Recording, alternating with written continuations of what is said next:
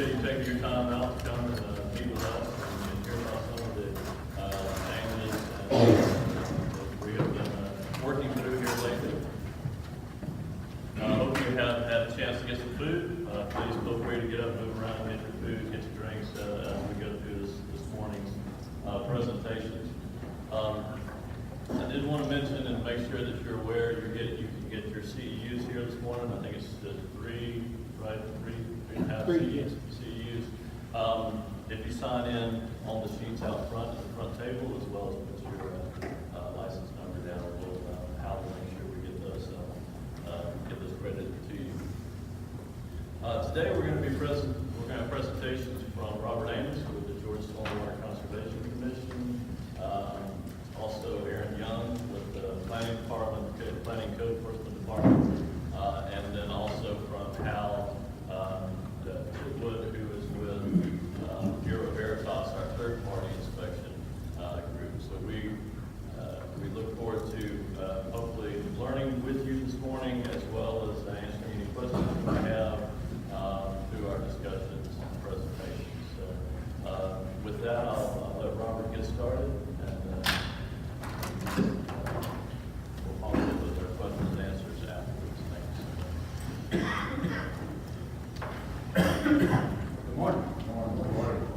My name is Robert Amos. I'm with the Georgia Stormwater Conservation Commission. I'm based out of Athens, and I come to the state nowadays. So, is everybody in here? What I'm going to talk about mainly is the PDS permit, but we can adjust this as we need to. Is everybody in here pretty familiar with the PDS permit? Anybody not? I'm not taking any names. I'm just curious. All right, so is everybody pretty? And I don't want to preach from the pulpit, but if y'all can't hear me, I'll use the microphone. Can everybody hear me pretty well? Yeah. I'm gonna make you talk to me because as exciting as this is, some of y'all may find this a little boring. Everybody in here aware that new permits came out in August? Anybody not? Again, I'm not taking any names. Okay, Robert, can you use the mic because we're not picking it up back here? Y'all not picking me up? Yeah. I'm sorry. I can talk even louder.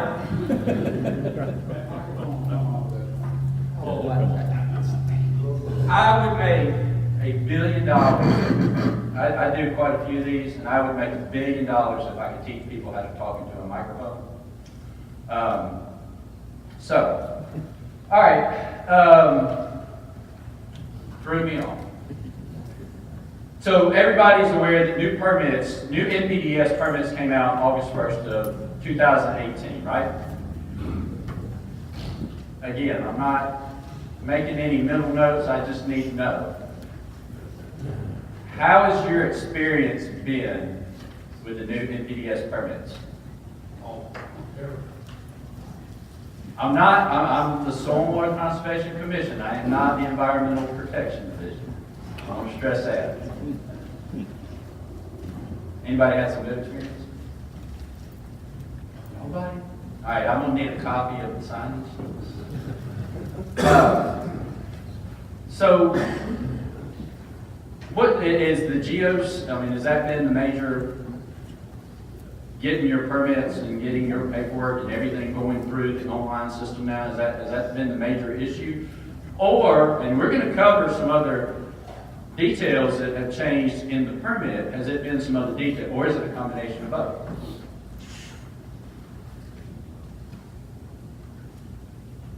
Y'all are already smoothing out on me. Come on now.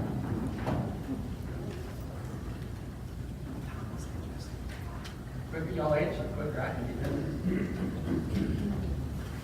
Is it the geos? I mean, have y'all had? All right, so have y'all had some experience with the geo system? Anybody know what I'm talking about when I say geos? No? Okay. So, because I'm seeing a lot of blank stares. All right, so we're going to cover a couple of things we will cover is the new geo system. I need to stress, though, that I am with the Georgia Soil and Water Conservation Commission. We are our own little state agency. We are a partner with Georgia Environmental Protection Division. We work with them. The geo system that we're going to cover, that everybody in here, when you disturb more than an acre or less than an acre within a common development, we're going to talk a little bit about that as well. Everybody in here, when you meet those two thresholds, it kicks in all these requirements that we're going to talk about here in just a minute. All the rules, all the regulations, under an acre, within a common development, a subdivision, or over an acre disturbed, is when all these rules and regulations kick in. And it requires, if you're doing whether you're doing an individual lot within a subdivision, a half-acre lot within a subdivision, or you're doing, what is that Presbyterian village, like 88 acres? It's the same, right? All right, so we're going to go over the coverages.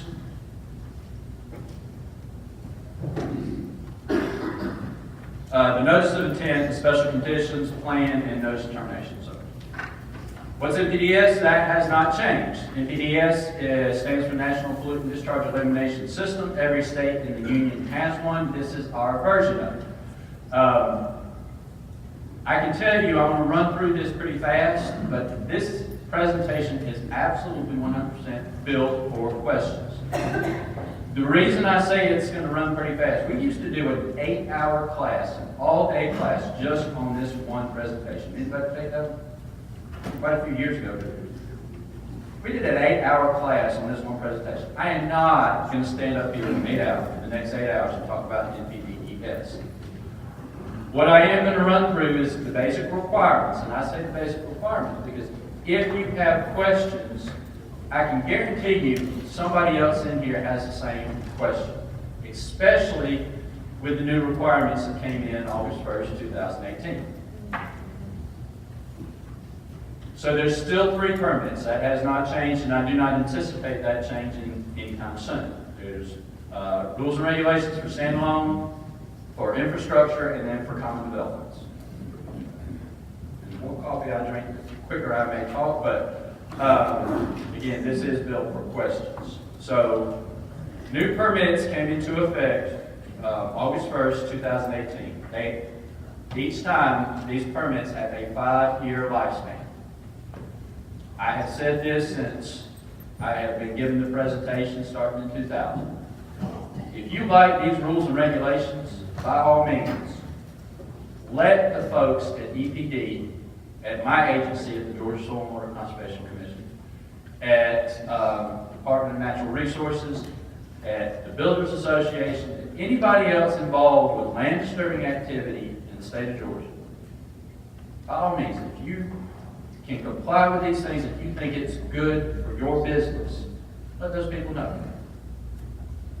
If you have issues, if you have concerns, if you have comments that you would like to make, every 5 years, the state rewrites these permits because it's the state that requires public comment. If you have concerns over the rules and regulations that we're going to go over today, we're stuck with them for the next 5 years. Let your folks know. Make your comments. All right, I'm going to get off the soapbox. All right, so I've already kind of covered this. Permit eligibility. What do you need? All these rules, all these regulations kick in when you disturb 1 acre. That has not changed. It also kicks in with subdivisions. In Oconee County, and I live in Oconee County, so I know. We still got a few subdivisions that more or less are PVC, right?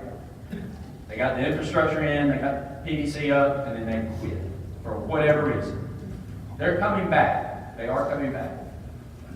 The rules and regulations require now that if we go back into those subdivisions, that each individual lot needs to be permitted as a tertiary. Am I speaking Greek when I say the word tertiary? Still gonna make you talk to her. All right, so I've got some later slides that talk about tertiaries, but each of those individual lots.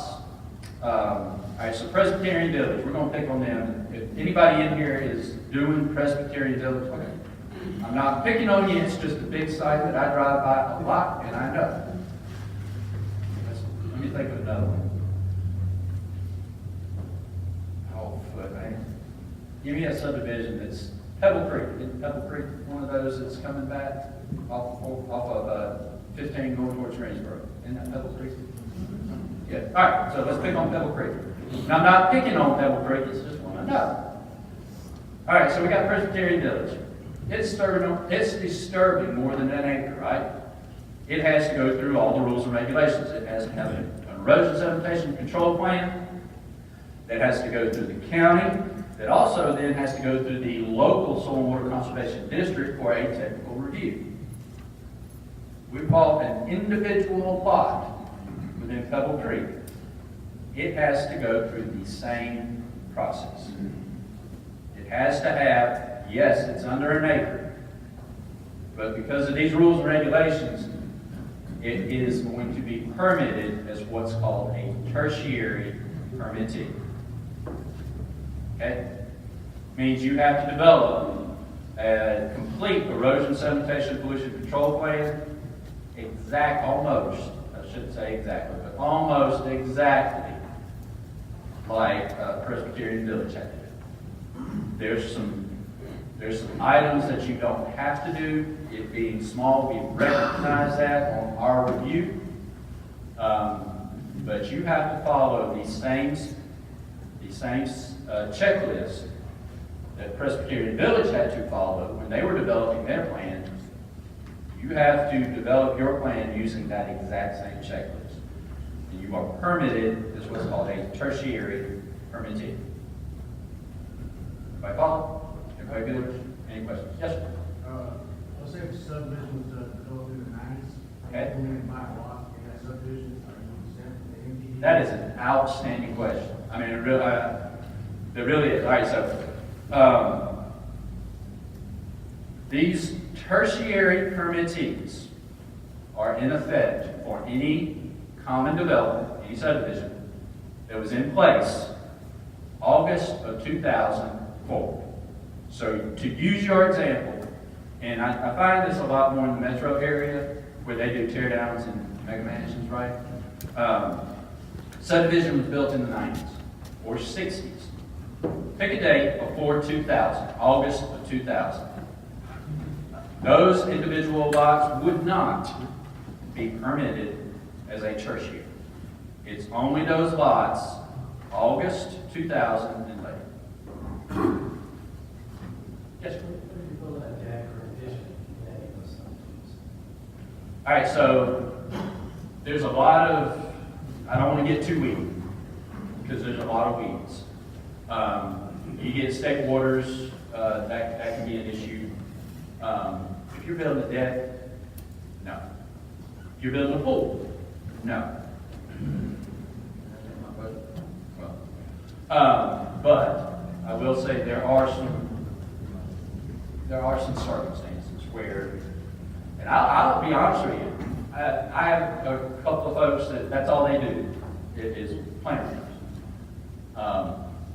We actually had this discussion not too long ago. They got a pool. Is a pool, does it require an erosion sediment control plan? No. It's minor disturbing activity. Well, what brings it into possibly needing a plan is if it's within 200 feet of state waters. There's a lot of weedy stuff. My basic answer, a deck, absolutely not. A pool, absolutely not.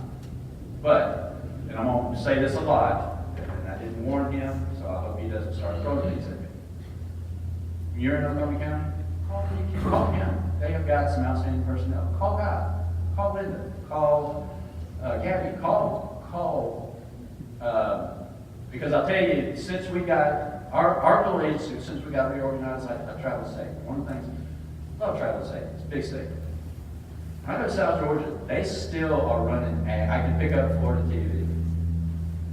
Everybody's familiar with the water wars, right? It's not going anywhere. Special Master's got 5 questions, Georgia's got an answer. Florida still wants Georgia's water. We've got a brand new governor who's going to be negotiating these things. Florida's still running questions, still running ads. I was just down there last week. Still running ads. They got a brand new ag commissioner. Georgia's stealing our water. We're going to do what we can legislatively to make sure Georgia quits stealing our water.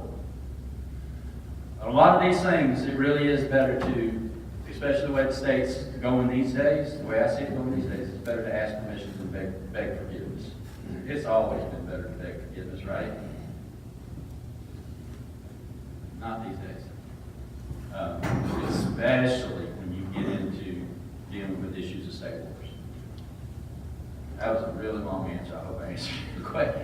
But I really would, in all seriousness,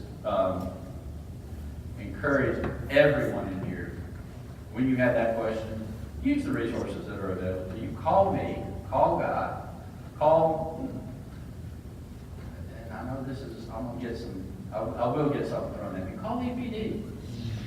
All right, so EPD is not waiting at the mailbox for violations to come in. They are 100% complaint, well, 99% complaint driven. I can tell you, I don't mind, and we got anybody with EPD in here? I didn't see anybody. Technically, they're not supposed to ride by your site, and if they see something bad, they're not supposed to get out there call them. Not these days. They got to wait for that complaint to come in. Use the resources that are available. All right, so construction activity, this is how the permit describes what construction activity is. I think we're all familiar with this definition. It has not changed. I don't anticipate it ever changing. Standalone construction, this definition has not changed. You build a Dollar General. That's one of the best examples I know to give, because there's a lot of them going up around the state. Build a Dollar General where you do not have secondary permittees, that would be a standalone site. Infrastructure is that. We're talking about DOT projects. We're talking about things not associated with the subdivision. Those would be the infrastructure projects. This definition has not changed either, and I do not anticipate fiber optics, gas lines, water mains, sewers, things like that, not associated with a common development, would fall under the infrastructure construction. Here's an example. It does still kick in with infrastructure, just like with the other thresholds. It kicks in when you start an acre or more. You're not required for routine maintenance. Road department folks, we got any road department folks? Got any road department folks? Routine maintenance does not require coverage under the NPDES permit.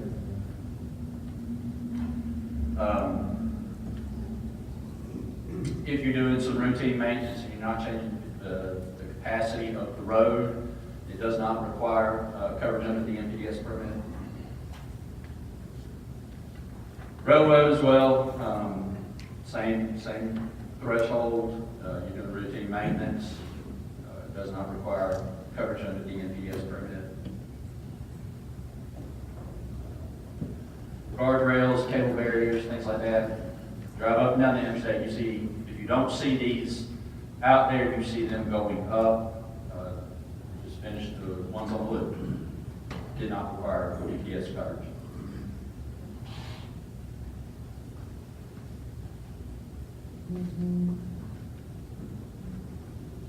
Utility lines as well, going along roadways and things of that nature. Not associated with a common development, does not require coverage under the NPDES. So the standalone site, I think, is going to, the standalone and the common development are the two permits that everybody in here mainly, I believe, that we're going to be dealing with. That gentleman had a great question. You can see it's up there. August 1st were these tertiaries. August 1st, 2000 is when is that threshold that the permit has for tertiary lots within a common development. All right, so we've got different permittees, right? We've got primary, secondary, and tertiary. Primary is one involved over the entire operation. Secondaries are going to be those in a common development, those are going to be those individual lot builders. Tertiaries, if either the subdivision has, what we're still dealing with, has gone under for whatever reason, lots are now being sold and coming back. So we've got one right across the street from here. Those would be permitted as tertiaries. All design, all land serving activity, whether we are standalone or whether we are in a common development, whether we are the primary permittee, secondary permittee, or tertiary permittee, we have to provide best management practices on our lot to prevent sediment from moving throughout the site and, most importantly, leaving the site. And we'll cover this in the inspections a little bit later, but the permit, and I'm going to cover it now just because it came up last week.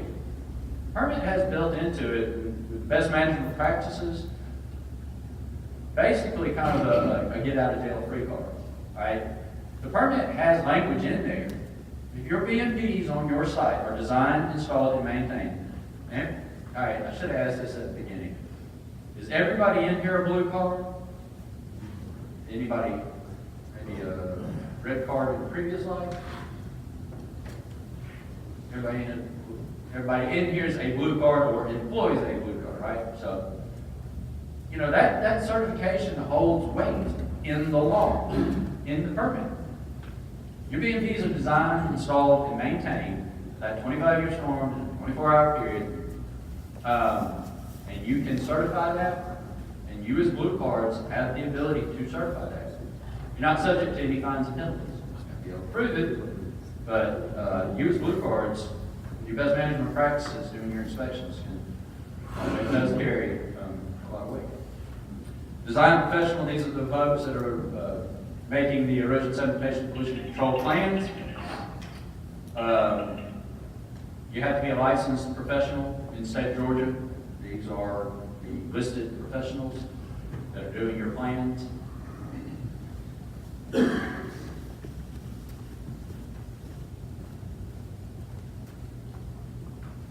All right, so I just touched on certified personnel.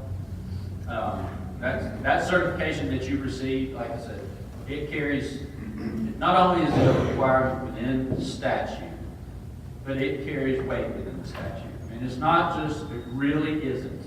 And I'm biased because it's our agency that does these certification classes and allows other third parties to do these certification classes.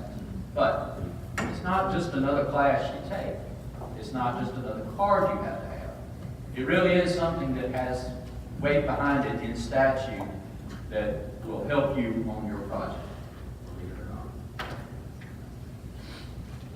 not. The permit has not changed what normal business hours are. When we get to the inspections, you are required to do the inspection during normal business hours. This is what the permit defines as normal business hours. So notice of intent requirements. So here we're getting into some of the new changes that took place August 1st, 2018. All of this used to be filled out on paper, and you mailed a copy into the Watershed Protection Branch along with your erosion sedimentation pollution control plan. And you also mailed in a copy to the local EPD office, which I'm going to assume everybody in here was the admin's office off of Kansas School. They've made a slight change to the system, and I heard some raving reviews when I asked earlier, right? All of these now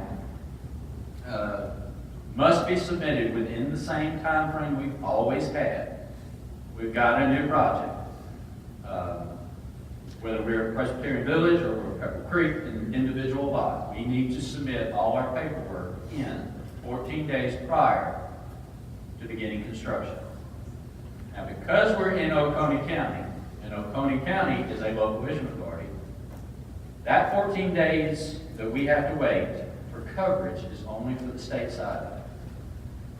We still have to go through Oconee County's permitting process, which is quick, but it may not be 14 days quicker. There may be instances where it's quicker. But at a minimum, with the NPDS permit, we need to send our stuff in through the GEO system. I've got later slides on that. 14 days prior to starting any construction. I will tell you, I told you EPD is not waiting in the mailbox for these things to come in to try to mail folks. If they do get a call to come out to the site, that is one of the things they check.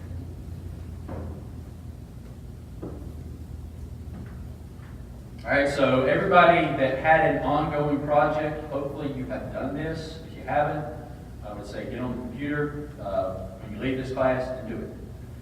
If you had an ongoing project last year, when the new permits took place, you needed to fill out a reissuance. If you did not, more than likely you were going to have to go through the entire permitting process as far as NPDES goes, all through, and you're going to have to repay fees, resubmit plans, all of that. It gave a 90-day window when you could submit your NOI reissuance. If you didn't do that, you're going to have to comply with what the permit says now.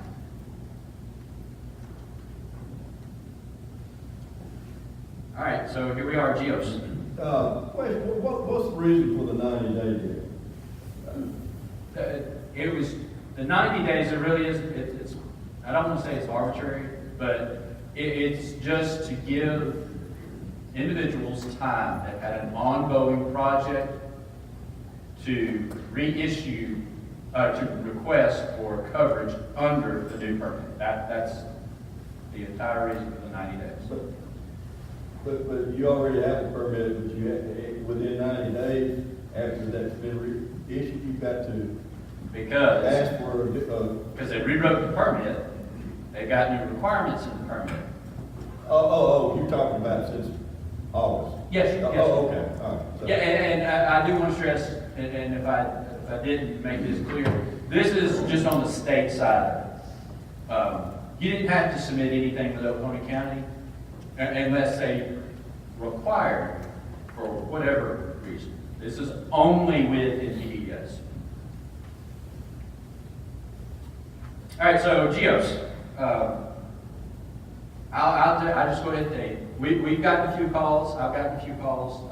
I have not logged into the system. I have not created an account. My suggestion, and it's an awful suggestion, but it's the best one I got. If you are having issues with the GEOS systems, you need to contact EPD. It is their system. It is their system. And if you're having issues with it, and I've heard several, I bet you, I asked for volunteers, might hear several more. If you are, the only thing I can stress, if you're having issues with the GEOS system, you need to contact EPD. And this is what you're what's up there on the list. What's up there on the screen is the list that you'll submit through the GEOS system to EPD.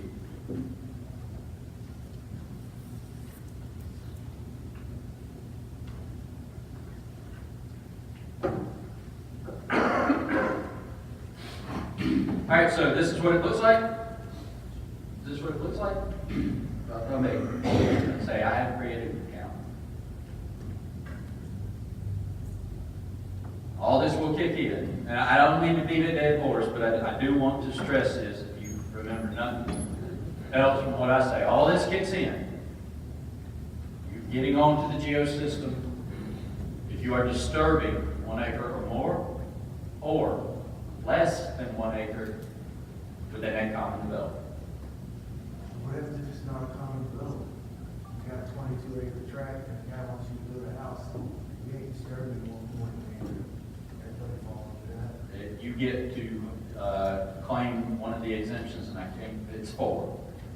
Under the erosion sediment control law, there's a list of, I should know, but I don't, because I'm mainly deal with 4 and 8. Right, so less than an acre, single-family housing that disturbs less than an acre has an exemption under the erosion sediment control law, and consequently the NPDES permit, right? You're not doing it, as far as the state's concerned. I do want to stress, and Guy may be able to tell you, because I don't know, with 159 counties, I don't know all the regulations for all 159 counties.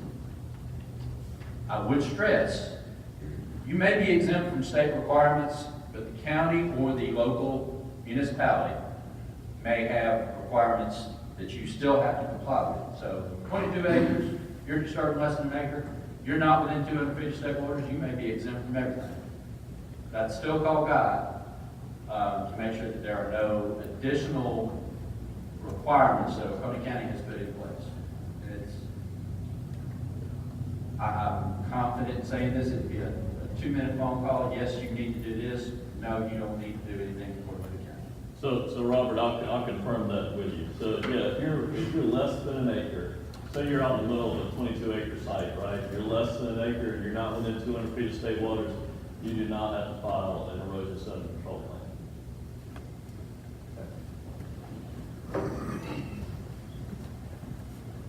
How about a site plan?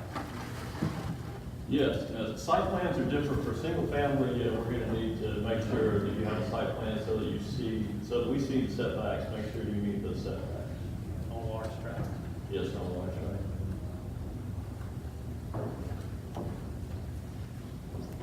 I don't know if you're building it or it's yours, that's really the race. 22 acres in the house, so. All right, so I'm gonna see if I can get this video to play. Nope, I can't. So, all right, so with the creation of the geosystem, and everybody has to submit their erosion, all their paperwork, everything through this geosystem now. What the permit has done is created what they're calling a responsible officer and then a preparer. I haven't seen many of these pop up, many of these preparer companies pop up yet, but I do anticipate it's coming. And if we've got any entrepreneurs in the audience, it could be something you want to take a look at.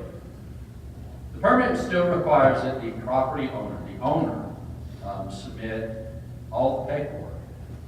It does allow, though, for you to hire somebody to assist you in preparing all the documentation to submit through GEOS, so you are properly covered under the NPDES permit, and the state of Georgia is happy with your submission. And this just kind of, this goes through the list.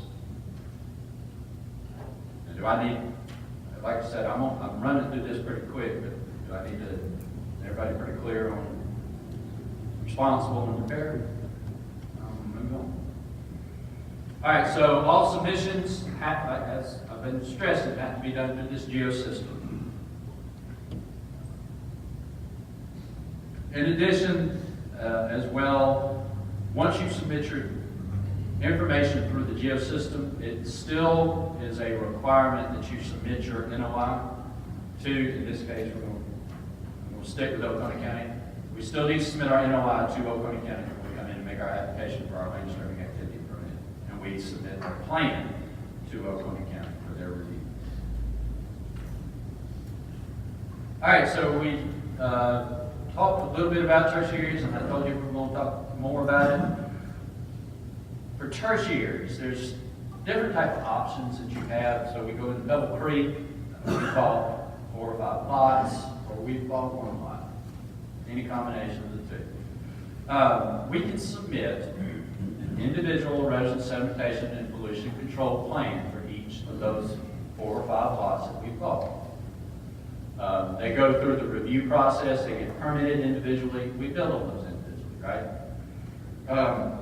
We also have the option, though, of getting with our engineer and combining those lots. And we can combine those lots into one single plan. I told you I've got a couple folks that do nothing but review erosion, sedimentation, pollution control plans. I would encourage, if possible, if it works out for your business, to combine these lots. We get, I can tell you, we get a tremendous amount of erosion control plans through our offices. And everybody remember, we don't need to rehash what happened in 7 and 8, right? Everybody, we lived it, we're past it, we're rebounding from it. We have, for example, a 100-lot subdivision that went bankrupt in 07 or 08 that is now coming back. It's a tremendous strain to review 100 individual erosion cementation pollution control plans. It just is. Everybody's all about speed, right? Everybody's behind. Everybody needs their plan approved yesterday. If it's an option that's available to you, combine those lots. If you've got 5 lots, you can combine those into a single erosion control plan. As long as you don't exceed 5 acres disturbed. And the 5 acres disturbed is an important threshold only because you get over that 5 acres disturbed, you have to do monitoring. Just like a primary permittee would have to do. But if you are an individual builder, and you know you're going to have 5 lots within the subdivision, you can get the engineer to do 1 plan instead of 5. That's 1 plan that we review instead of 5. And we get y'all to work a whole lot more. Everybody follow?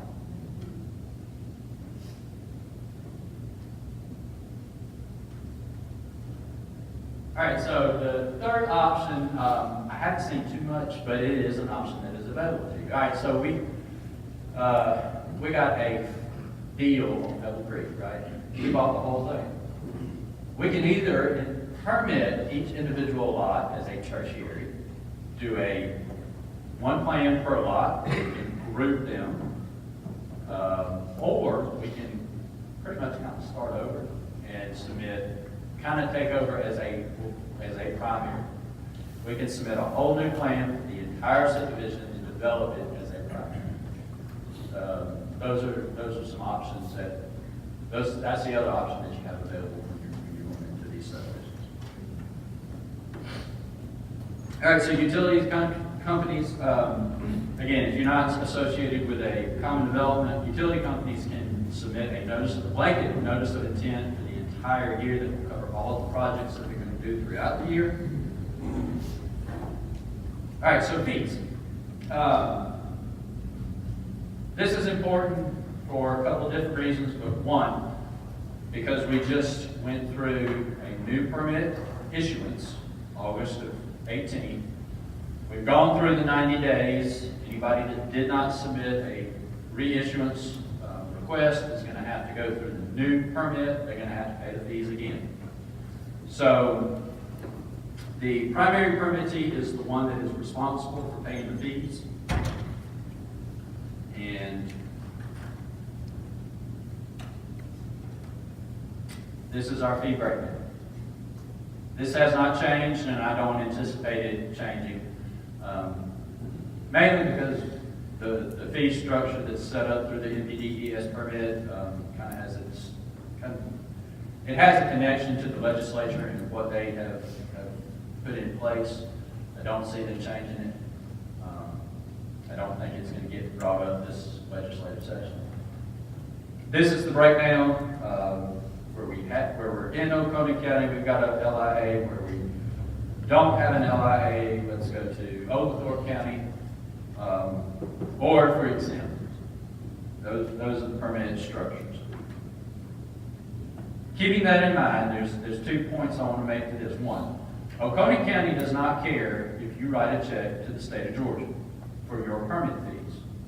The state of Georgia does not care if you write a check to Oconee County for their permit fees.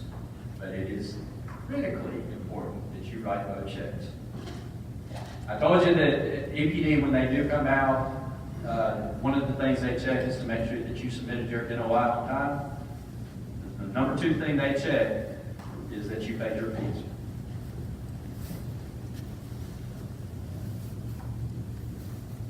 When you're submitting your stuff through GEOS, this is how you'll submit it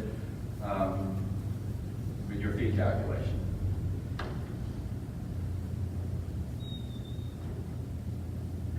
All right, so part 3 that we're going to cover special conditions. This has not changed with the new permit.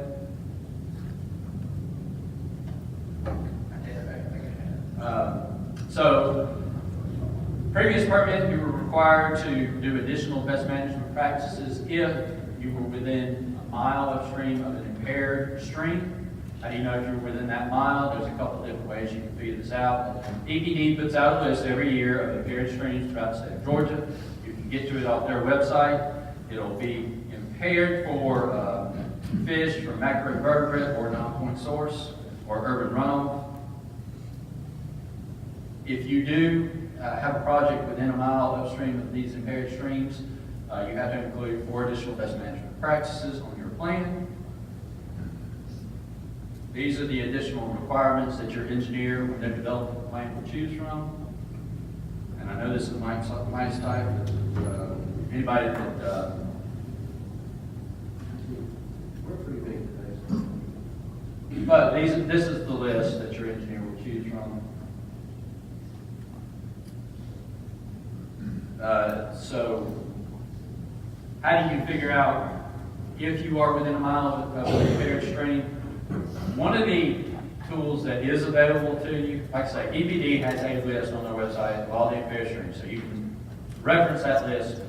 Another tool is that you can go to our website, the Commission's website. We have an interactive mapping tool.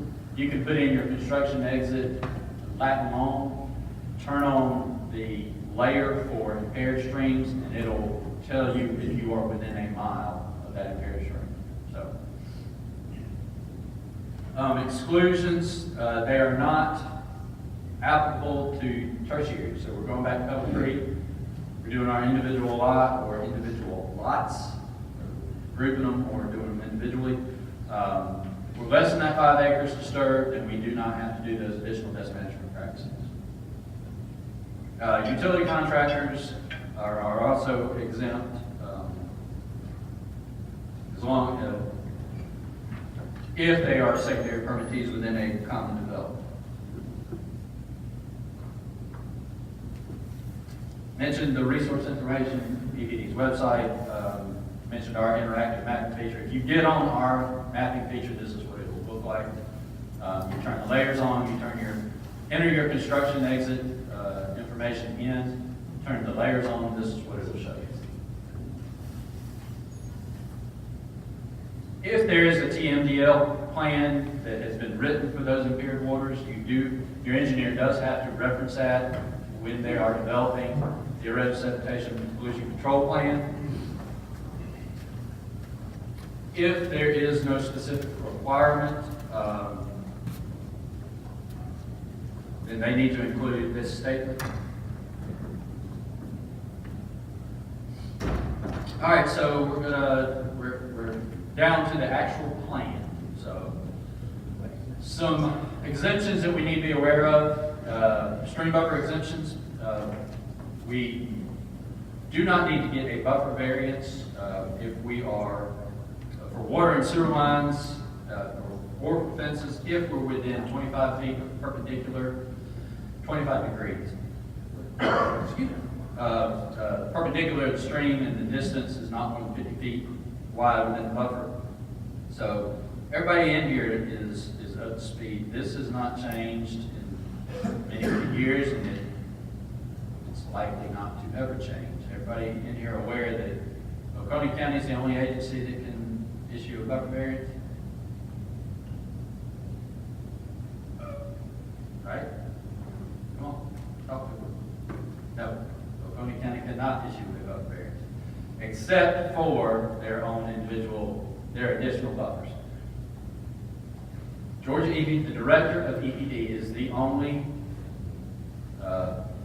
office in the state of Georgia that can issue you a buffer variance.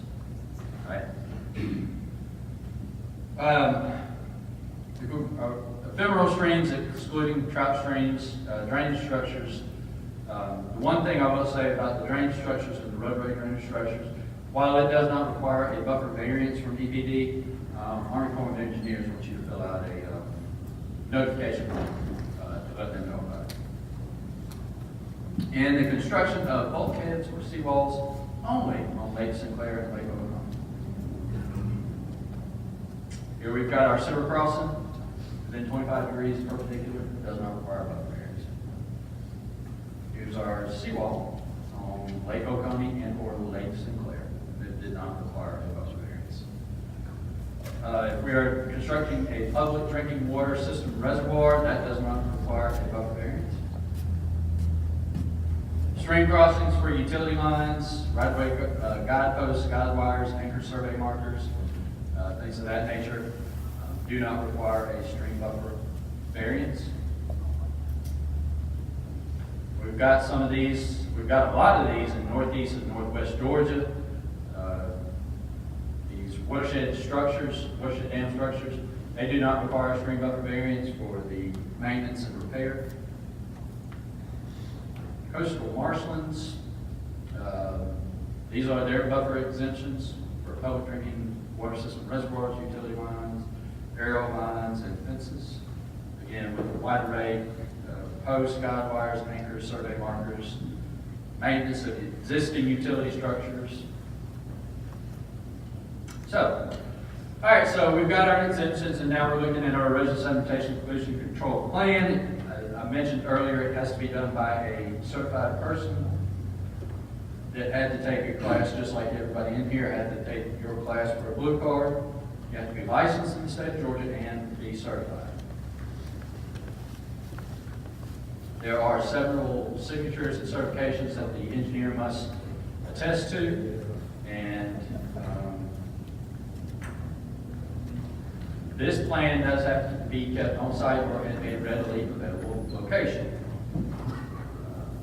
Told you, if EPD ever comes out to the site, usually the first thing they'll check is that you submitted your NOI on time. Second thing they'll check is that you paid your fees. Third thing they're going to want to look at is your erosion sedimentation pollution control plan. If my agency, my office comes out, we do it a little bit different one. Probably the first thing we're going to want to look at is your erosion sedimentation pollution control plan. But it does need to be kept on site. If you are in a common development, the secondaries need to be given their applicable portion of the plan, and they need to sign to say that they received it. Need to keep plans current. I realize 10 times out of 10, when you get out on site and you actually start working, that the plan is going to change. That's fine. That's not a big deal. Make sure you keep the plans current. The one thing I will tell you is you're adding a remote silt fence. It does not need to go through another review process by the state, by my office in this case. If you're adding or taking away construction there, again, does not need to go through a review.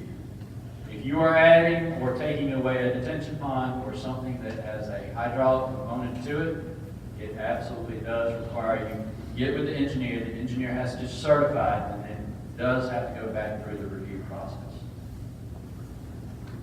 The important thing is to keep it current. All right, so if we have any BMP deficiencies or failures, we need to take an action immediately. We're going to go through the daily, weekly, monthly inspections here in just a second. But if we notice the violation, we need to document the violation. Yes, believe it or not, I just said document the violation. And hopefully you will also be documenting what you did to fix it. If my agency comes out and based on a complaint, if you show a documented violation, that's fine.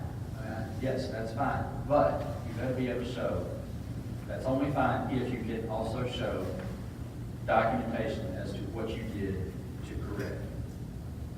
I realize, this 18 was the second wettest year on record. Anybody has some violations in 18? Has them set on legal site in 18? You know, it's going to happen. But if you can document what you did to fix it, it goes a long way towards an enforcement action. Or not getting an enforcement action.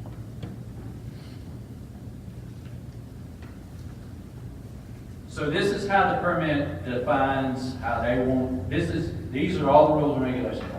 Spelled out in the permit of when you find a violation, this is how you fix it. Right? And everybody's also aware with the residence under control law, you've got a notice of violation, then you got 5 days to fix it on the first and second, right? All those things are important. But again, I'd like to stress, when you are doing your daily, weekly, and monthly inspections, yes, these time frames are important. Yes, you need to comply with them. What I will stress is, you find a violation, you document it the same day. You are documenting what you did to fix it. If we've got rain coming in, and you really want to wait 2 business days before you start working on the repair.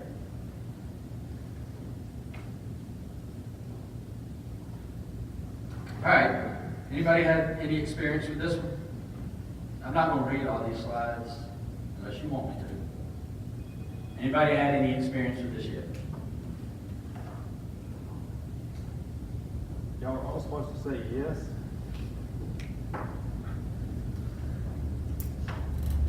Let me ask you this, all right? So, are y'all aware of this? Again, y'all are all supposed to say yes.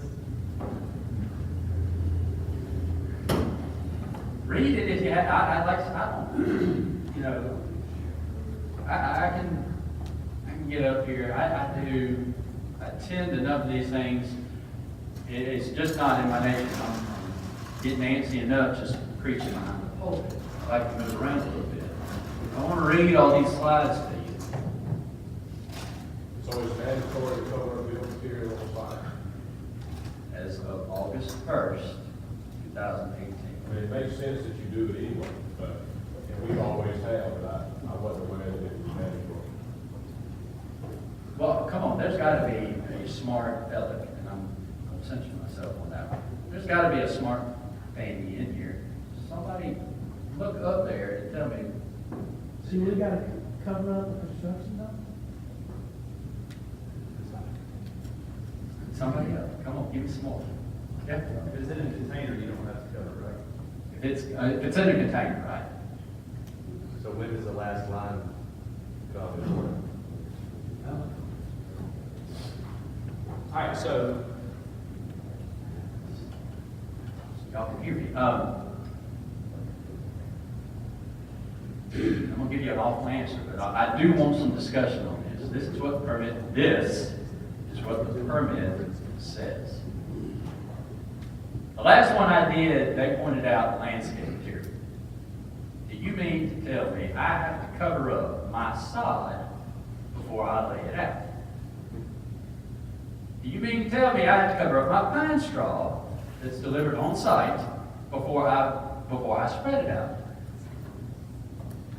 Do you mean to tell me I have to frame my house and then cover my frame? Deck. We had a deck question earlier. Do you mean to tell me I have to cover my deck because it's pressure treated wood? I'll give you some other. I know y'all got some more. Just read it. Do you have to cover? I like that one. I haven't had, that's a good one. Do I have to cover my porch light? What about, I'm sorry. What about your cover? Okay. So what kind of cover? You got what? Plastic. Do you have to cover your roof after you put your shingles on it? That's a good one. I'm gonna keep that one. I'm gonna keep the porta potty and I'm gonna keep the shingles. I like the pine straw and I like the sod. Well, do I have to, if I put out grass seed, I don't know, do I have to cover my grass seed and my mulch before the grass comes up? So, I'm gonna get from behind my pulpit just for a second.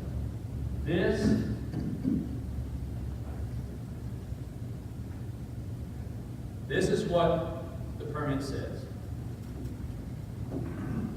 I can tell you I have not received a single call from a builder or from a local issuing authority saying, we would like to require that all frame houses be covered until they are in such a state that they could not possibly leach any toxic material. Or nobody's called me to cover their pine straw, or their sod, or their porta potties, or their roof. No one's called about that. This is what the permit says. I mentioned earlier about that 2-minute phone call to Oconee County. You're going to find that as this gets more into place, that each local issuing authority is going to have a little bit different interpretation of this. I do not, absolutely do not anticipate anybody making you cover your house, pine straw, sod, roof, deck, pool, or anything else we can think of. I do expect that each local issue authority is going to develop a policy that kind of covers this. I kind of anticipate, all right, you got a load of lumber, pressure treated lumber that's delivered to your site, yeah, you're going to have to cover that. You're going to have to cover your, again, you're going to have to cover your sod, pine straw? No, I do not anticipate that. And y'all can grill the guy on that next time he comes up to the podium. I don't anticipate that, but do be aware, this is what the permit says. And am I fairly confident that somebody somewhere is going to take this to the extreme? Yeah. And we're kind of like Doug, we cover ours too. Just like you're talking about that pressure treated laying on the ground. Once you build a deck and it's 2 or 3 feet off the ground, you can still put the same contaminants out there. So, I mean, it's just going to be covered lumber. I mean, and I guess that's a little confusing because they're putting off the same contaminants whether it's laying on the ground or it's built onto that house. I'm not arguing with you, it's a can. Right? A can. But it says it in the code, so if the county chooses to enforce that, then what do you do? As a deck, I mean, you gonna make homeowners when they buy it, cover it when it rains? Or is it Just on your job site, Jason, we're gonna require that. The rest of y'all are exempt. We didn't understand. What do you think? Just on your job site, we're gonna require that. The rest of them, we're gonna exempt.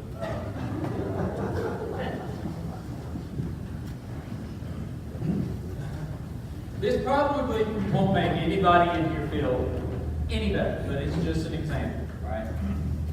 Everybody remember when you take a blue card, the dimensions of a construction expert. 20 by 50 by 6 inches deep, right? That's what it is. It's what it says in the green book.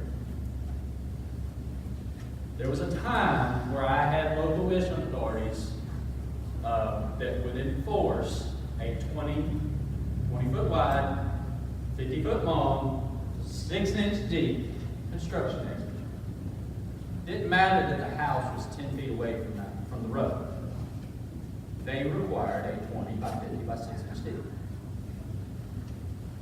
We tried to work with those local issuing authorities, and in fact, there is language now based on that says if you're 10 feet away, don't put a 50-foot construction expert. This is what the permit says. I anticipate the meetings we've had so far with local issuing authorities. This is almost word for word what I told them all. Develop a policy. Don't try to play the gotcha. Nobody, if everybody knows up front that you have to cover pressure treated lumber before you put it up, but that you don't cover it once your deck is built. If everybody's on the same page when they start, it just makes life a lot easier for everybody. And going around to the local mission authorities, that is what we're suggesting.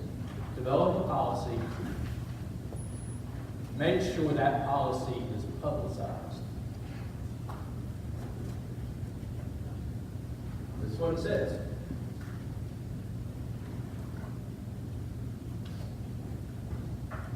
I do not anticipate, I wanted to spend a little more time on this slide. Yep. That bottom line says not required when exposure will not result in or pose little risk of a discharge of pollutant. Is that kind of the out, as long as you keep it inside of your containment? I will tell you, So put parts over. No, absolutely. You don't have to put parts over anything? It absolutely could be. But I can tell you, being in state government for as long as I have been, I'm gonna guess, I'm terrible at guessing. We got what, 60 people in here? Ish. Let's say 60. Let's pump the numbers up. We got 80 people in here. I can bet you we got 80 different interpretations of that last statement. You get 80 different state inspectors, you'll have 80 different interpretations of that last sentence. Absolutely. I mean, I do.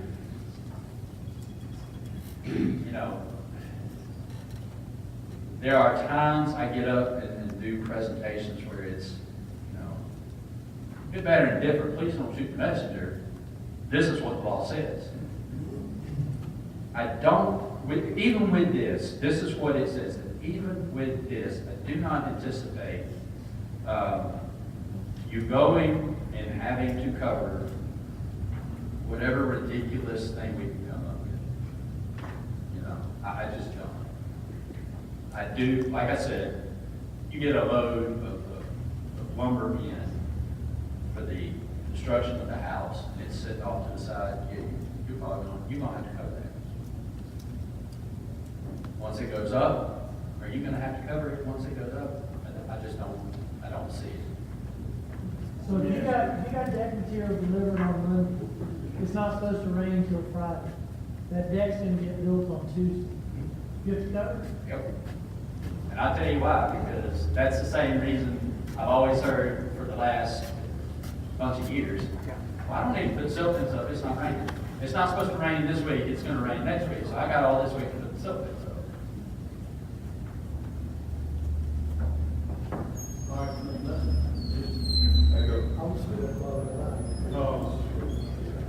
say, this is what the law says, and I know a lot of it's common sense. However, Common sense never gets brought into it when you're talking about. our inspectors down here are directed by our board of commissioners that changes every 4 years, and they decide, which I think it seems like a lot of us are ready to be going that way about building. They decide that they want this law enforcement. What options do we have? It's in the law. If the commissioners direct our code enforcement, you're gonna enforce this, what happens then? Because, this, we see the common sense in it, but elected officials sometimes are worried about votes. So it's in the law. So to that end,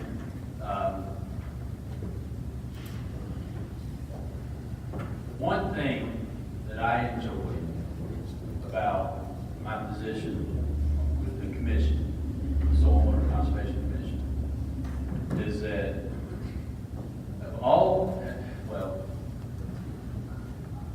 I truly believe, and yes, I am 100% biased, if not more. We're one of the agencies that says it often, but we mean it. We're here, we're from the government, we're here to help.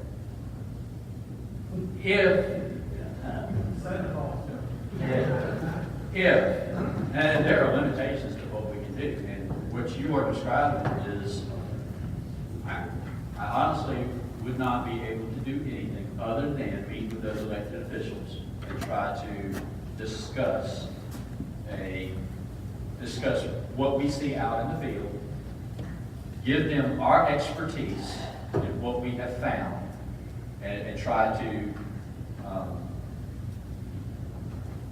educate them on the state's policy, the way the state looks at it. But Oconee County, if their board of commissioners, if their county manager, if whoever it is, we can pick on God, say something, but, you know, I cannot dictate to a local commission authority unless they're absolutely not following law with what their policy should be. I can give them all the information. I can load them up with information for days. But the policy is their policy. And as long as they're following the law, that's where it has to be. So Robert, and Jason, just to answer your question, we'll put together a policy on this and send it out. We'll email it out to everybody that's on the list. But we'll give you some clarification on this. This is new to all of us, so we'll work on this. Well, according to that, you probably have to put plastic over that big dumpster you got, because it leaks out. You gotta cover up dumpster. If, I think it, no, I think it's got a lid, you don't have to cover it, but if it does. Yeah, we'll work on that. We'll send you guys something. But yeah, that's been, and then,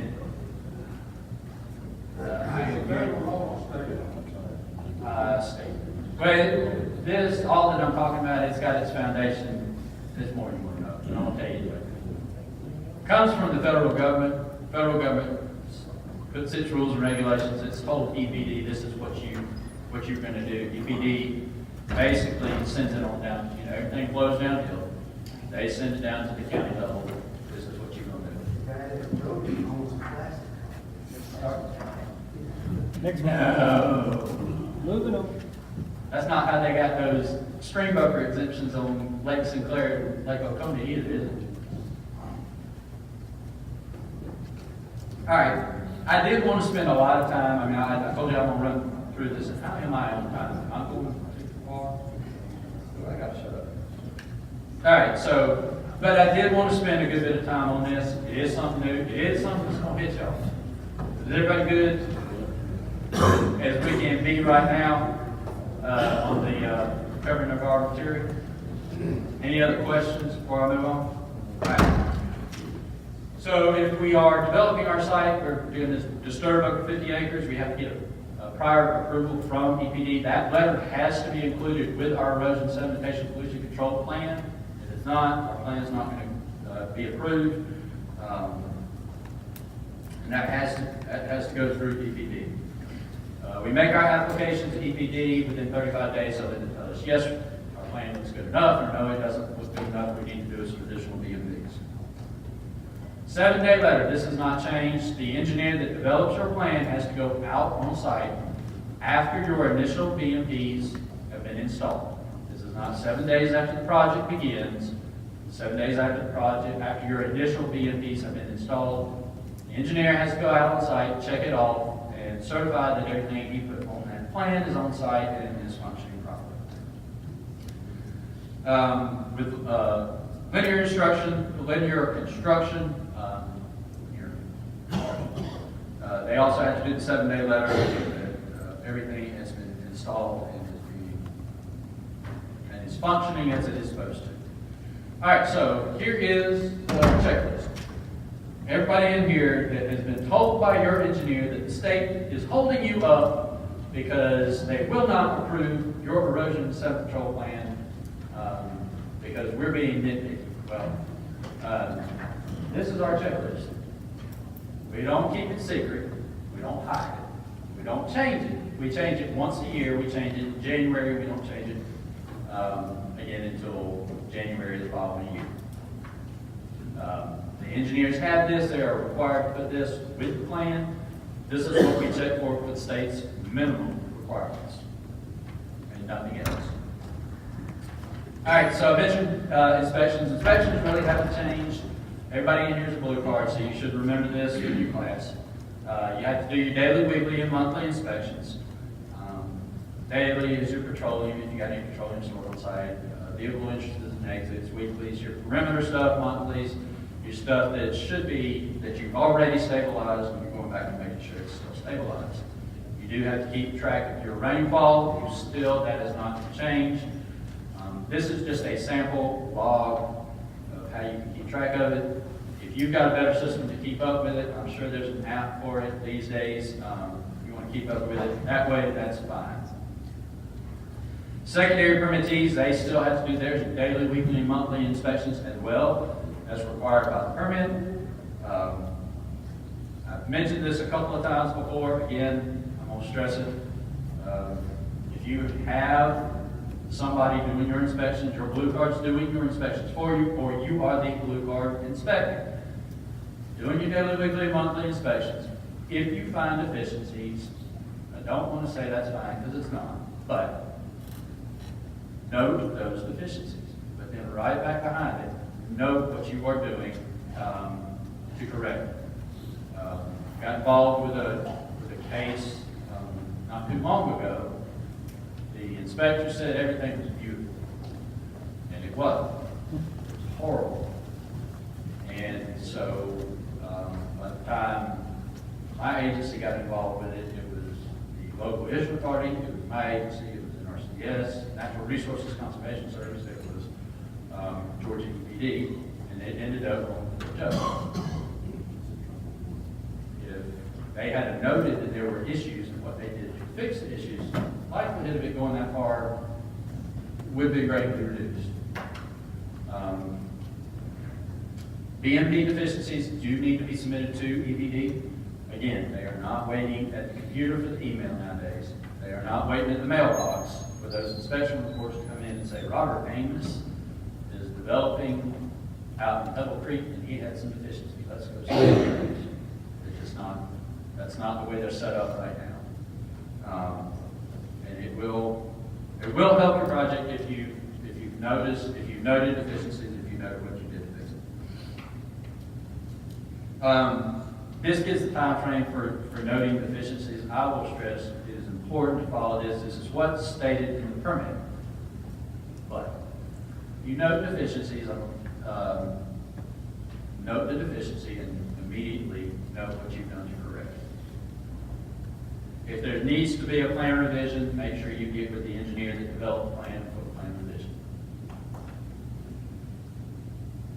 This is what the inspection reports need to contain. This has not changed. Has the name, address, site, what you found, all of that. And it does need to be sent in to EPD. I mentioned this earlier at all those blue cards, and I pointed out that last bullet on my left, your left.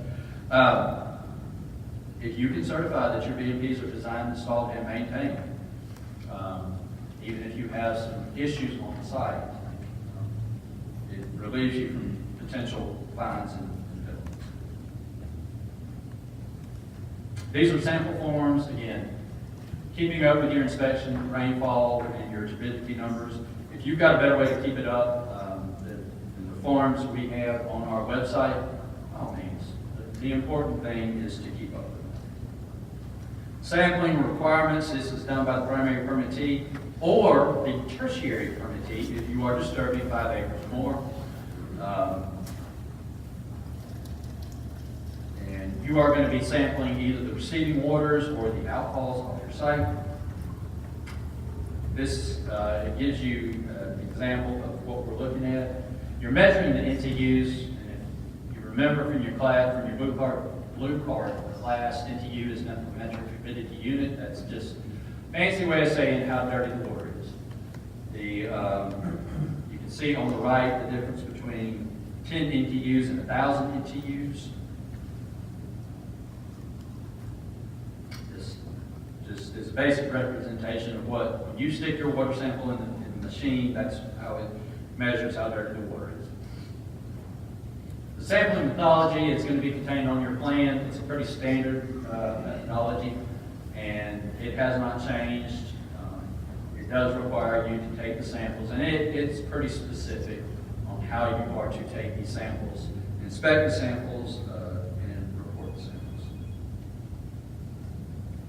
Here's the sampling. They're measuring the outfalls here. Once you collect the sample, it needs to be analyzed within 48 hours, and it all does need to be reported. The rationale is included on the plan. If you are measuring the outfalls, if you don't have any state waters flowing through your property, you will reference a chart that is in the end of the NPDES permit. It will tell you the NTU value that you cannot exceed. If you do have receiving waters, you are held to a much stricter standard, and this has not changed, and I don't anticipate it changing anytime in the future. With any trout streams, which we don't have in Oconee County, you cannot increase the NTU value by more than 10. We have plenty of other streams in Oconee County, and you cannot increase the NTU value by more than 25. Basically, what that says is if you're reading 800 NTUs before it hits the site, that's fine. It just cannot hit 826 after it leaves the site. And if it does, then you've got some BMP deficiencies that you've got to address. This is the Appendix B that I was referencing. If you are sampling the outfalls on your site, you will choose, your engineer will help you look at the project and choose the appropriate NTU value based on your site. Here we have just a representation where we're measuring the water coming off the site. This is how we do it. Here we've got going through the site, and this is how we do it. The important thing, if you do have state waters running through your site, and that's where you are doing your monitoring, make sure that whatever person you hired to do your sampling is taking 2 samples. I do run into, I don't ever get a call of, hey, my site is the greatest ever, would you please come take a look? Wish I did, but no. I get, this is the worst thing I've ever seen in my life, please come, shut these people down. All right, so one of the things I do run into more than I would like to is when you have state waters running through your property, please make sure that they are taking 2 samples. If they don't take it upstream and downstream, you've got nothing to reference. They just take that upstream sample, and that's what they're reporting. If they're reporting that 800 NTU value, I have no way of knowing if the BMPs are functioning properly. So make sure that they're taking 2 samples. You can also have a situation, and your engineer will design a plan to reflect this, where you have state waters running through the property that you are sampling as well as the outfalls. Sampling frequency, this has not changed. It is the first half-inch rainfall or more after all clearing and grubbing operations have been completed, and then it's the first half-inch rainfall or more after all mass grading operations have, or 90 days after 90 days after the first sampling event has taken place. If we find during our daily, weekly, and monthlies that our BMPs have deficiencies, we have to continue to sample until our BMPs are up to par. If a sampling event was required but not possible, then we need to provide that to EPD. We need to document that and provide that to EPD. The reporting of the results are to be sent, still to be sent to EPD. In the past, we sent it certified mail return receipt. Now everything's done through the GEOS. Be better and different. That's the way the state is going. Has gone. Not is going. Has gone. These are all the results that we need to submit to EPD. They need to be done by the 15th of every month, and until the notice of termination is complete. Here's our stormwater monitoring results, sample form that we can use. Again, if you've got a better way of keeping up with it, please use that. Retention of records, this has not changed. These are the items that need to be kept on site or at a readily available location. That's been the same for the last couple of permits, and I do not anticipate that be changed in the future. You still are required to keep all your documentation, everything, from the beginning of the project to the end of it, for 3 years after you submit your notice of termination. And I will tell you, that is one of the things that EPD's leadership has requested, that their field staff start checking. Your project's done, if we've finished our house in Pebble Creek, or we've finished Presbyterian Village, and it's not been 3 years since we finished, EPD has directed their staff to go out into the field and start checking, do spot checks on some of these records that you are required to keep. On site or? They'll call you up. No, after the project's completed, you keep it in your office, they'll call you up and say, hey, I want to see sample results from August to 17th. Is that a monetary inspection? No, not when EPD does. Then the raise money. Say that out loud. I mean, we got the legislature in session, they'll drop a bill. All right, so how do we finish our project? When we're finished with our project, this has not changed, and I do not anticipate this changing. There's several different scenarios that we'll run through. The main theme in all of them, and what y'all just need to remember, is all construction activity has ceased. Final stabilization has taken place. And everybody remember, final stabilization is 100% soil stabilized, 100% soil surface stabilized with 70% vegetative cover. That's not changed. That's likely not to change. So with the common development, I said there's some different scenarios. Again, the common theme is all stormwater discharges associated with construction have ceased. We've reached final stabilization. All secondaries, in this case, all secondaries have submitted notice of termination. With infrastructure, you can do those in phases because you're going to be going in a relatively straight line. Dig a hole, you put your widget in the hole, you fill the hole up, and you stabilize it. You are able, if you're going a long enough distance, to submit those notice of terminations in phases.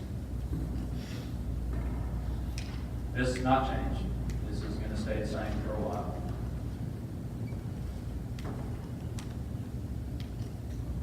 Notice of termination.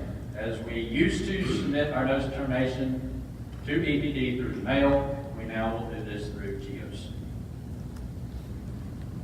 As to obtain permit number, project name, site location, owner-operator's name, indication whether you're primary, secondary, tertiary, there are any receiving waters, the sampling information not previously submitted, and the signage limitation statement.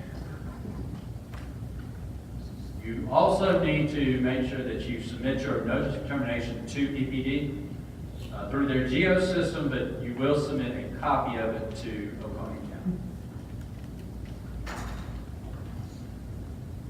So, all these rules, all these regulations kick in when you disturb an acre or more, or you disturb less than an acre within a subdivision.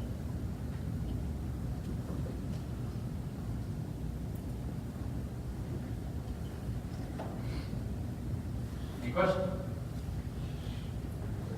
What's the exact website that you go to file that? GEOS. I would go to, let's see what, If you Google EPD GEOS, I was just fixing to do. it'll come up right on top. Hey, Robert, yes, could I get your cell number? no. Actually, it's out there. It was one, gosh, it was on the hey, I took your class. Do you remember me? No, I don't remember you while you're talking to me. It's out there. That's my office number on the screen. That's my email on the screen. I can't ever get away from email. It follows me. These things are wonderful and they're awful all I do encourage you, if you have any questions, please give me a call. If I don't know the answer, I've learned over the years, because I had to make a phone call. This, I will tell you I don't know the answer, rather than try to give you something I don't know. We'll find out who has it. Yeah, please don't hesitate to call on me if, like I said, if there's a specific need you have. I can always volunteer somebody if I can come out and take a look at your issue. I appreciate y'all having me. Like I said, that's my contact info. If there's anything I can do to help y'all, please don't hesitate to call. Yes, sir.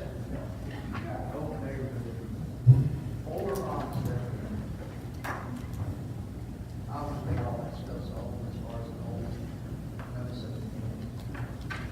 You gotta start back over and design the whole thing for Not the entire subdivision. All right, so It kind of goes back to the question we had earlier. Did everybody hear his question? All right, so we got an old subdivision, 4 lots left. How do we go through the permitting process? There's two, August 2000, yes, absolutely. All right, so that's the first thing we need to check. Subdivision was done after August of 2000. And all the rules and regulations I just went over are going to kick in.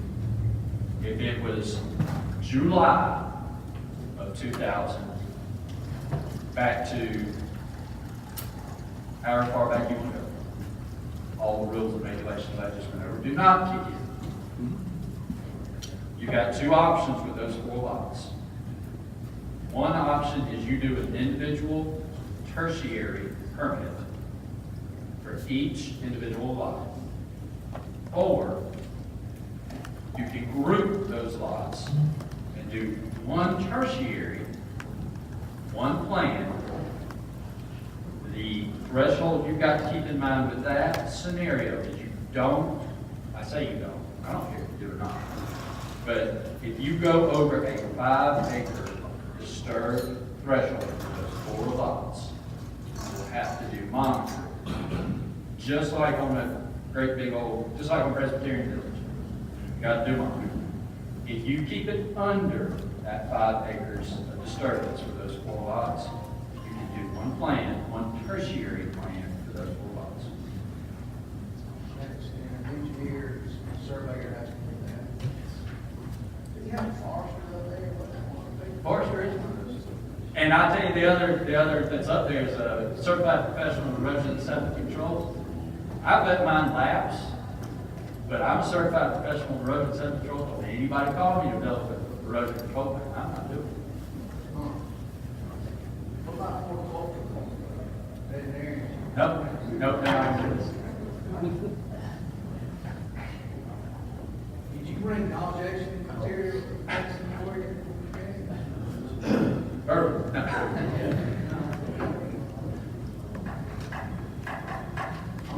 I appreciate y'all having me. Really, if y'all have any questions, don't hesitate to call me, and I'm on the show. Thank you, Robert.